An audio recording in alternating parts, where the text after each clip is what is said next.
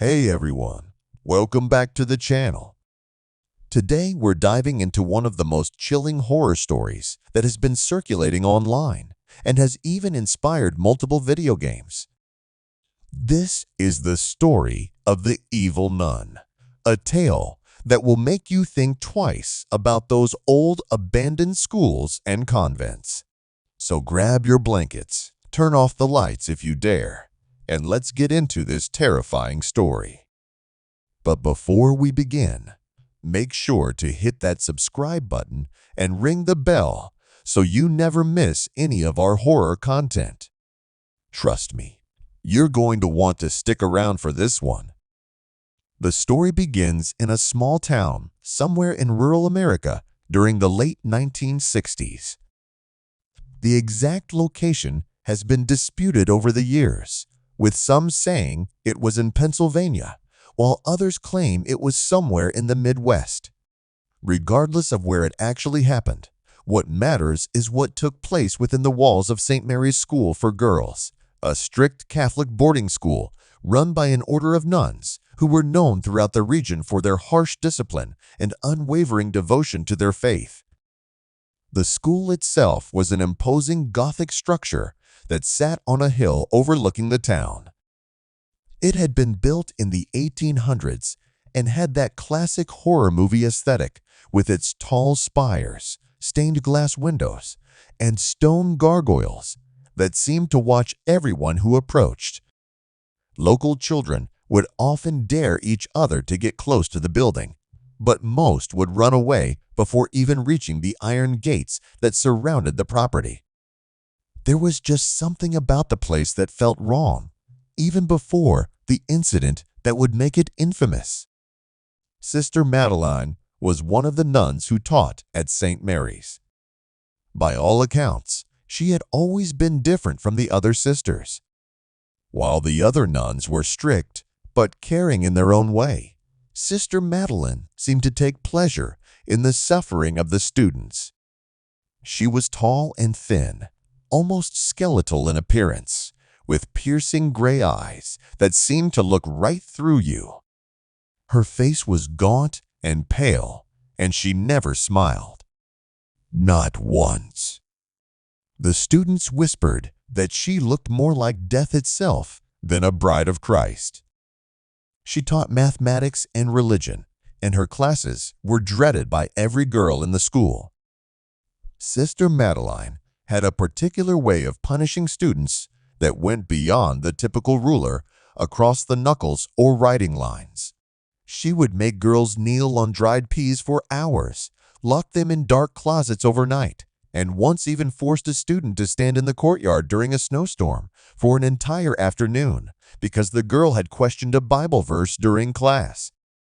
The other nuns turned a blind eye to her methods, either out of fear or because they believed that strict discipline was necessary to save these girls' souls. But everything changed one cold November night in 1968. A new student had arrived at the school just a few weeks earlier.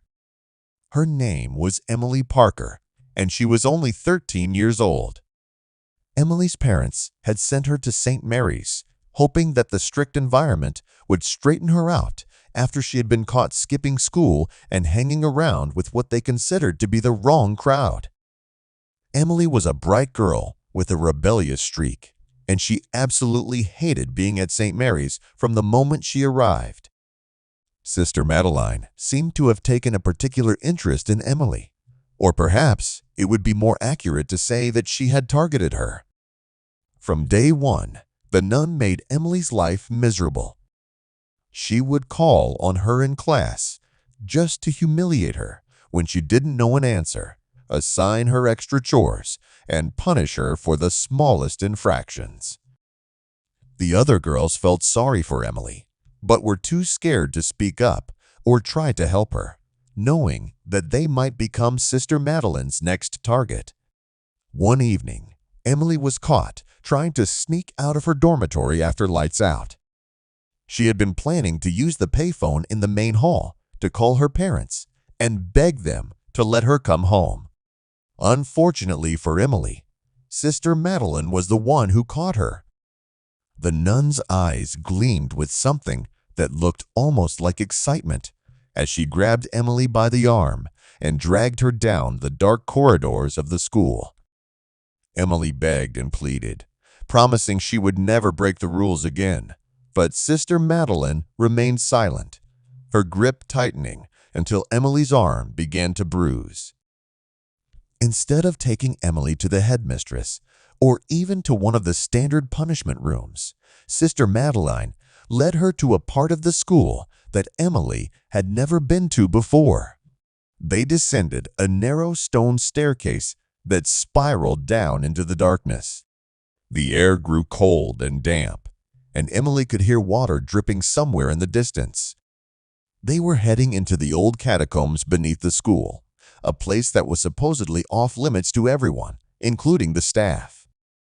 The catacombs had once been used as a burial ground for the nuns who had served at St. Mary's over the decades. There were small alcoves carved into the stone walls where the bodies had been laid to rest, though most had supposedly been moved to a proper cemetery years ago. Supposedly, the narrow passages were lit only by Sister Madeline's flickering candle, which cast dancing shadows on the walls and made the whole place feel like something out of a nightmare. Finally, they reached a heavy wooden door bound with iron. Sister Madeline produced an old key from within her habit and unlocked it.